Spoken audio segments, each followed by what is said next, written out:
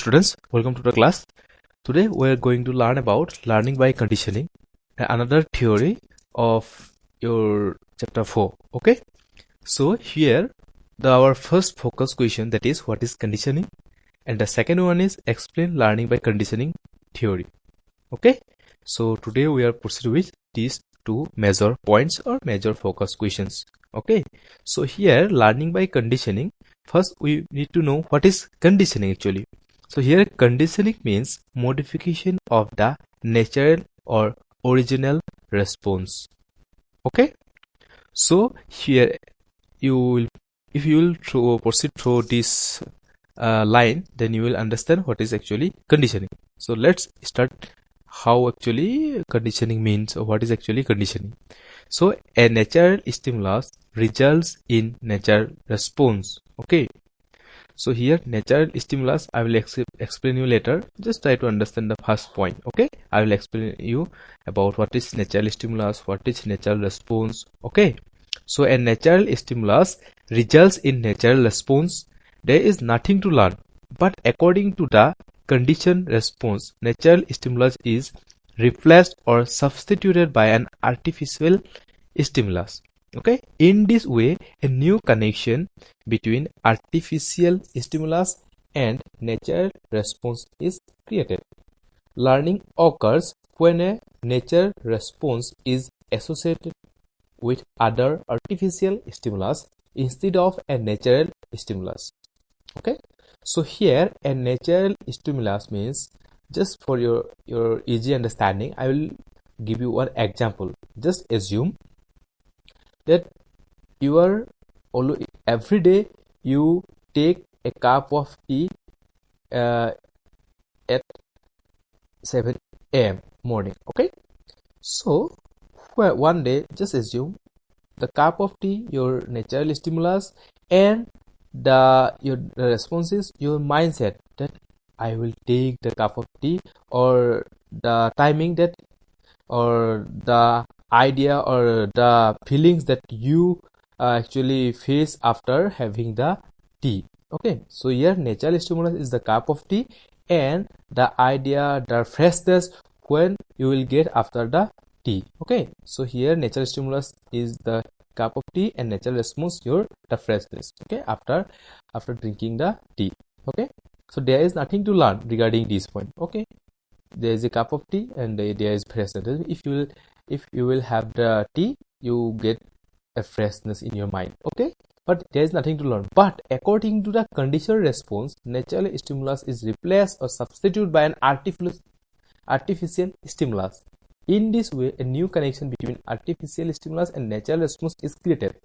Just assume, if the cup of tea will not provided you at 7 a.m., but what you will do at the time of 7 a.m., if some other things will provide you, maybe your freshness will come again, because at that time you will get the cup of tea, but after watching the actually cup, maybe there is tea or not, you will respond or you will fresh. Actually, when you wash the cup of tea or you wash the cup, your response actually you will respond, because you will get fresh. Okay, so in this way a new connection between artificial stimulus and the natural response is created. Learning occurs when a natural response is associated with other artificial stimulus instead of a natural stimulus. So it is very easy. Okay, just assume that if the cup of tea will not given you, instead of the cup of tea, if only the cup will provided you, but you're not watching the things which is inside the cup, but when you watch the cup that someone bring the cup towards you, you get fresh that okay, I get the cup of tea, either there is tea or not. Okay, so that is artificial stimulus. Okay, so for example, in an office we regularly eat lunch at 12 p.m. Okay, just assume this one. In an office we regularly eat lunch at 12 p.m. When it is 12 noon, our lunch is brought on the table. When the lunch is laid on the table before us, we experience the feeling of hunger.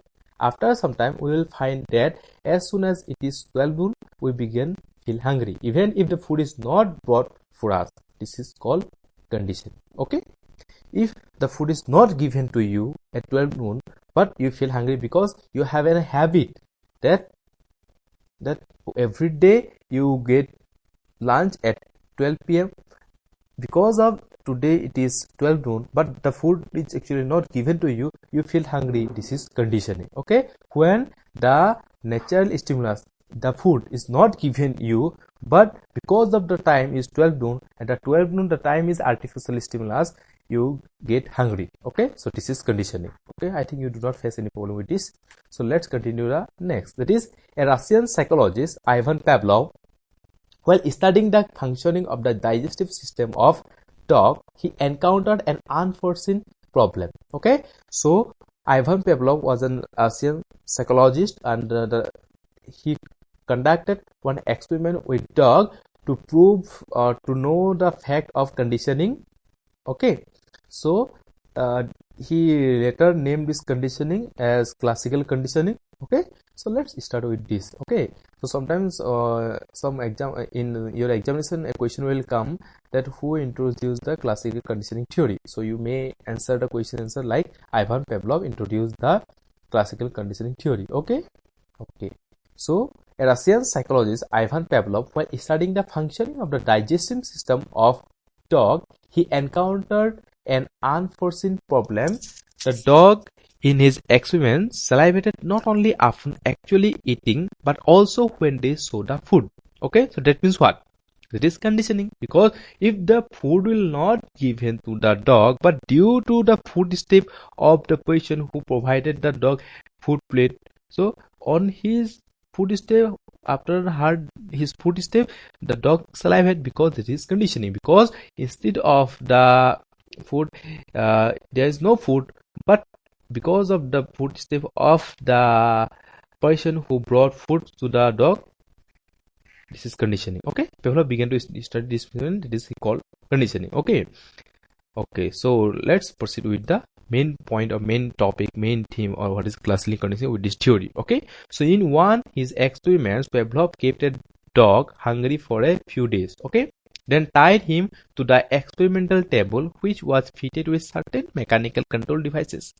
The dog was made comfortable, and distraction were excluded as far as it was possible to do so. Okay, there is no distraction when actually the mechanical system was going on. Okay, the observer himself remained hidden from the dog, but was able to view the experiment by means a set of mirrors. Okay, actually the observer was the dog by mirrors. Okay, arrangements were made to give food to the dog through an automatic mechanism. He also arranged a bell to ring every time food was presented to the dog.